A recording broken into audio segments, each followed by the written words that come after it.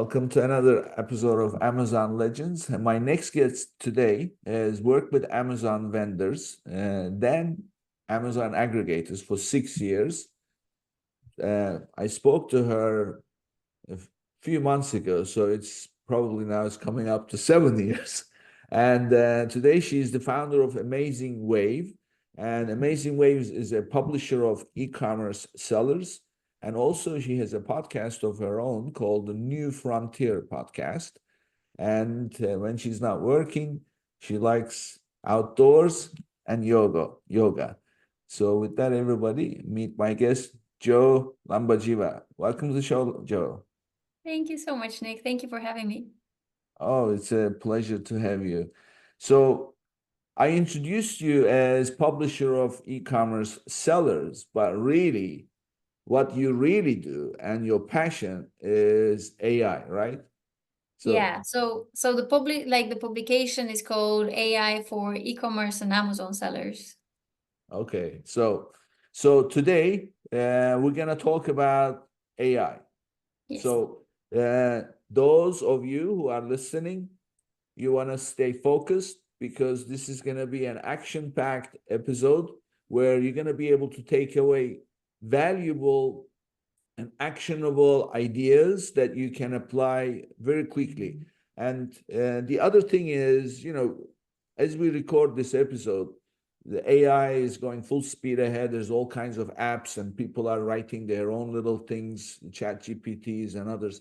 But really, how much AI is available for a common person to use and actually make a difference in their operation without having to hire developers and really spend hours and hours of time to learn, which we don't have time for. So that's the subject of our discussion. So how much can an ordinary person do with AI? And we're going to dig into several areas of an Amazon operation. So that's our subject. So with that, Joe, uh, let's tell our audience first how much of this what we hear is hype and how much of it is practical that people can use. Yeah. So, I mean, I'm the first one to admit it. Like, I bang on about AI every day. And, I have an AI for e-commerce sellers newsletter. I have a podcast. So I am definitely the first one to say that I am part of the hype. I am very excited about AI. And I think that there's a reason why I'm very excited about AI, because AI is, for me, the future, and there is just so much that we can already do with AI. But there is, and what I've noticed is there is sort of like an easy AI narrative out there, which I've seen it across conferences, I've seen it in webinars. Um, People talk about AI, they show a basic prompt, and it fulfills, for example, a certain simple use case. But when I speak with sellers, when I speak with agencies, a lot of people come to me and say, well, yeah, we started using AI, but really it's too basic, or we have started trying some tools, but the output is not so great. So actually, AI may be not that great. And so in this case, I get a little bit flustered, a little bit frustrated, because it's just it's not the issue of AI, it's about how well do you understand how to use AI and how well you know how to talk to AI. Yeah.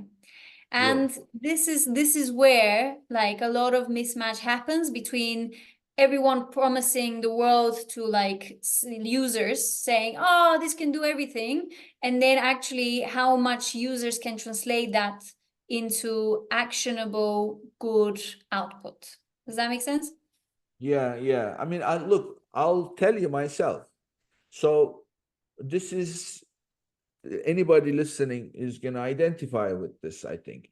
Yeah. So I run a webinar, and after several runs, I have many people attending, and I wanted to get a sense of who is attending, where is the Mm. audience, and I created an Excel file of all the attendees. I consolidated them all, and I got their titles and their industry. So I thought, okay, this is the perfect experiment for AI, right? Upload the file and then let ChatGPT tell me who is attending my webinar. Good luck. I ended up doing it myself because I end up, my mother used to say something. If you really want to know how to do a job, ask a lazy person to do it. He's going to give you 40 ways to do the job rather than do it himself or herself. Yeah. So that's AI.